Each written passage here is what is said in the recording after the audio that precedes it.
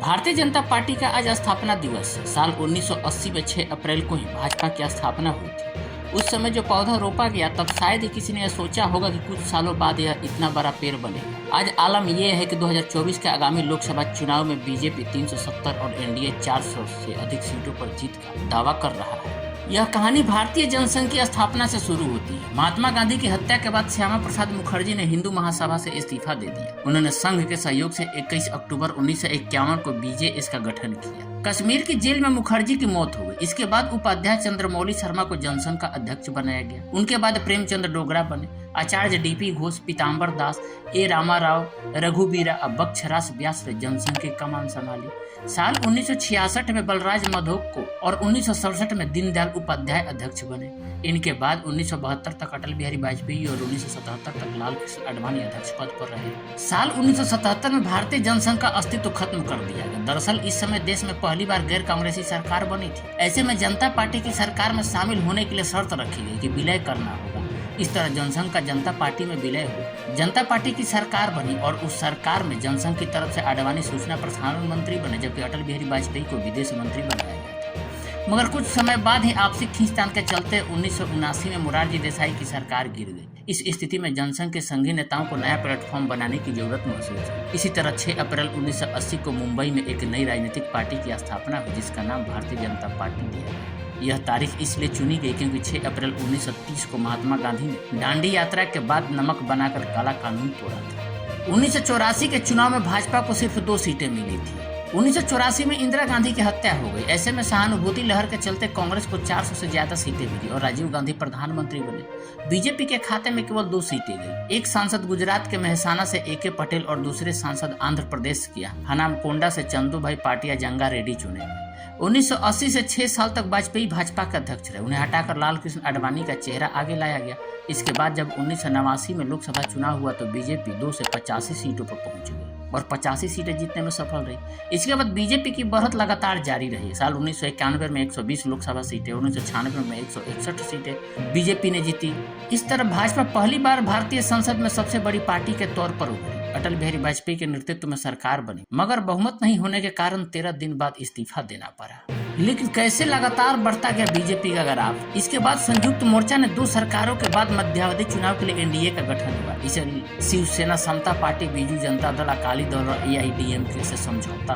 BJP को 182 सीटें मिली और वाजपेयी दूसरी बार PM बने, मगर 13 महीने बाद वाजपेयी सरकार फिर गई। इसके बाद 1999 के चुनाव में फिर भाजपा विजयी हुई। एनडीए को 303 सीटें मिली। वाजपेयी के नेतृत्व में 5 साल सरकार चलाने का मौका मिला। 2004 के लोकसभा चुनाव में बीजेपी को 138 सीटें ही मिली। लाल कृष्ण आडवाणी की अगुवाई में 2019 में 116 सीटें। इसके बाद 2014 में 283 सीटों के साथ प्रचंड जीत से नरेंद्र मोदी ने इतिहास रच दिया। अकेले दम पर भाजपा की सरकार बनी। इसके बाद 2019 के आम चुनाव में भाजपा ने 300 से ज्यादा सीटें जीतकर इतिहास रच दिया।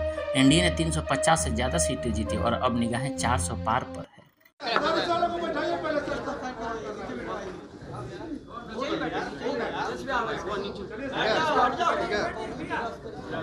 आज इस प्रेस वार्ता में उपस्थित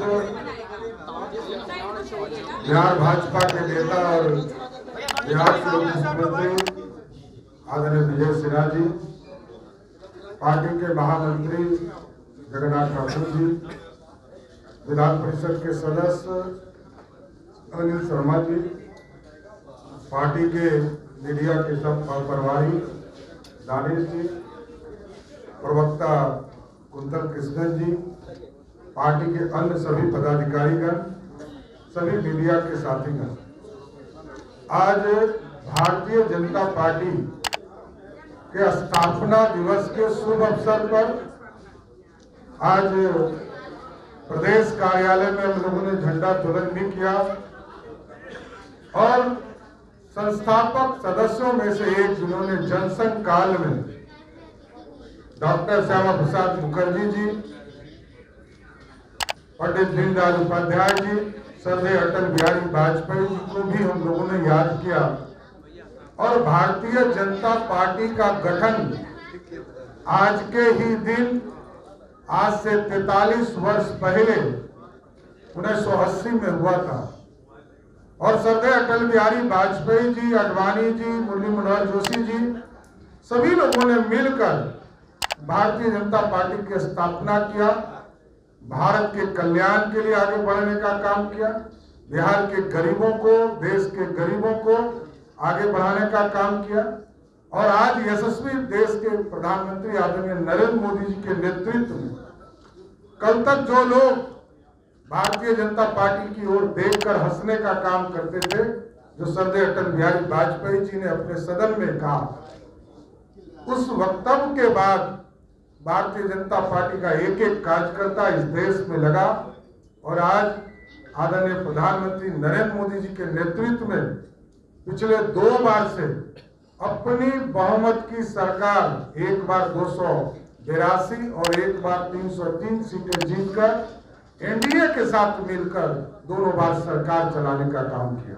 मैं देश, भारतीय जनता पार्टी, पूरे देश के भारतीय जनता पार्टी के कार्यकर्ता, पूरे बिहार के कार्यकर्ताओं को शुभकामना देता हूं, बधाई देता हूं कि आज ही के दिन हम लोगों के नेता आदरणीय श्रद्धेय अटल बिहारी वाजपेयी जी और अडवाणी जी, मुरली मनोहर जोशी, सभी तमाम जो बड़े नेता थे जिन्होंने इस पार्टी का गठन किया, वो सपना साकार हो रहा है और आज संकल्प लिया है आदरणीय प्रधानमंत्री जी ने कि 2047 में दुनिया की सबसे ताकतवर देश बनाने का काम भारतीय जनता पार्टी करेगी। इसलिए आज स्थापना दिवस के शुभ अवसर पर मैं पूरे बिहार के भारतीय जनता पार्टी कार्यकर्ताओं को शुभकामना देता हूं, बधाई देता हूं कि स्थापना काल में जब आज ही के दिन स्थापना हुआ, इसके साथ साथ अब आगे देश को बढ़ाने का काम ये पार्टी कर रही है।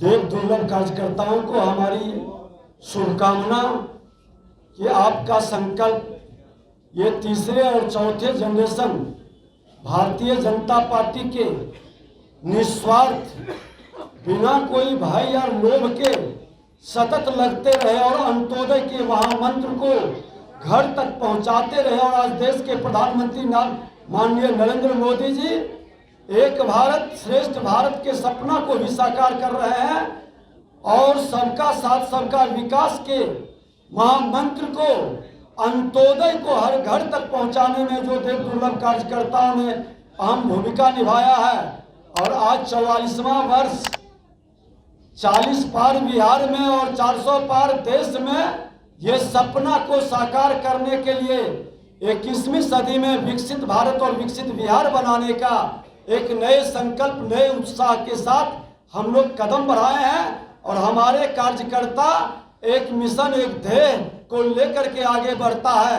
ये राजनीतिक सामाजिक कार्यकर्ता के साथ साथ अपने राष्ट्र के प्रति समर्पित है। राष्ट्रवाद के महामंत्र देश के प्रधानमंत्री जी का सब समाज को इससे जोड़कर आगे बढ़ने के लिए आज संकल्प लेने का दिन है। हम फिर एक बार सबों को नमन करते हुए जो हमारे बीच आज नहीं रहे हैं, जिनके बल पर ये पार्टी आज यहाँ तक पहुँची है, अपने ऐसे सभी महापुरुषों को फिर से हृदय से सच्ची श्रद्धांजलि अर्पित करते हुए अपने पार्टी को और आने वाला हमारा भावी पीढ़ी इस महामंत्र को इस भारत के अंदर, इस बिहार के अंदर सबका साथ सबका विकास, विकसित भारत विकसित बिहार के स्वरूप को साकार करे, यही हमारी कामना है। बहुत बहुत धन्यवाद।